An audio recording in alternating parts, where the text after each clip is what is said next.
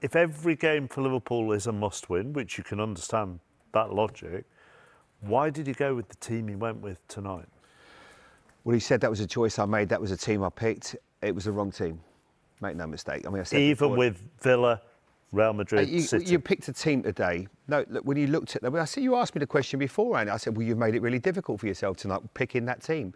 You've not helped the young players in there because the team and the players in and around them. He made 10 changes from the weekend against Brentford. Like you can't tell me that he's picked that team today and those subs thinking that will get me a result against a really good Crystal Palace side. You might hope you can, but I didn't believe for 1 second they could beat him. And he's made a mistake today. But you know what? He's been unbelievable since he's come to the club. They're under this is real pressure for everybody concerned. But that's football. That's the price on the ticket. They climbed the mountain last year. They did something absolutely sensational. Now they've got to go back to that character they showed last year to when they won the title and stick together and get some results. Because there's not just, when you ask what's going on with Liverpool, there's so many things. There's so many things. It's not just the defence. It's not just the midfield. It's not just full. It's everything right now. And they've got to show some character. They've got really tough games ahead. But I think today, and I haven't said it very often about Arne Slot because I think he's been sensational, but today was a big mistake. You can't tell me that team was ever going to be capable of beating a really strong Crystal Palace side. Does it add to the noise? Does it add to the pressure, as Ben asked him? Or, as Arne Slot kind of said, is the pressure at such a level already that it couldn't have gone much further, whatever happened tonight? No, it gets a lot louder after tonight.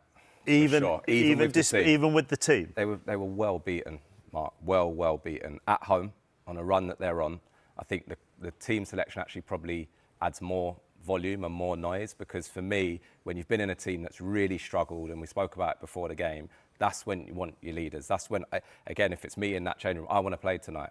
You know, let me go out. And I know people are going to say, you know, fatigue and the games are adding up. And there are certain games that you need to just get out there and try and get a result. And I don't think he's actually done a good enough job of trying to turn down that noise at times and maybe just stop the rot.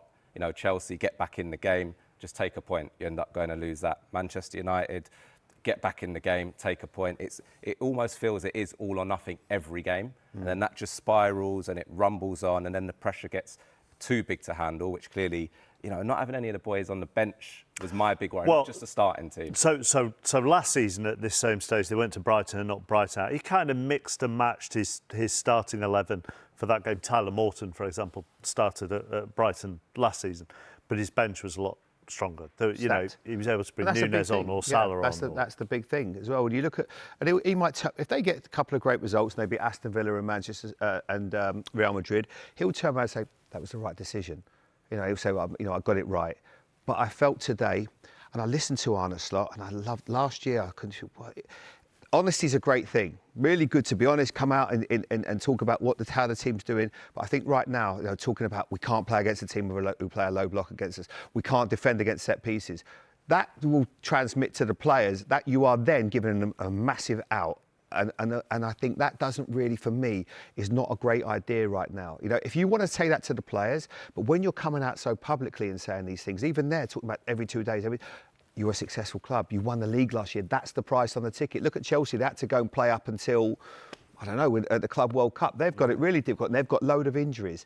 But I think for Arne right now, there's lots of sort of negative chat that's coming out. And I don't want to hear that too much. The fans don't want to hear it. People that have gone to that game, paid a load of money to go and watch that team and seeing after the 10 changes, that's not ideal either. So I think it's been a really bad day for him, but he's got to quickly get it right, get everybody going. Big characters are going to be needed for the weekend against Aston Villa, who had a brilliant result against Man City. But Joby's spot on. They've got to get going really quickly. And also a lot of heat is going to be on him. He is the manager, but the players have to step up as well. And what he's done tonight is said, right, I'm going to rest the big hitters, well, pretty much everybody. And now what you then have to go and do as a player is you've got to go and deliver, and you've got to help him out a little bit. He's under pressure. Don't let me down. Exactly. And I think that's where you're hoping to get a little bit back from those players that you've left out tonight, you know, in the next 2-3 games, because they definitely need something just to turn that tide.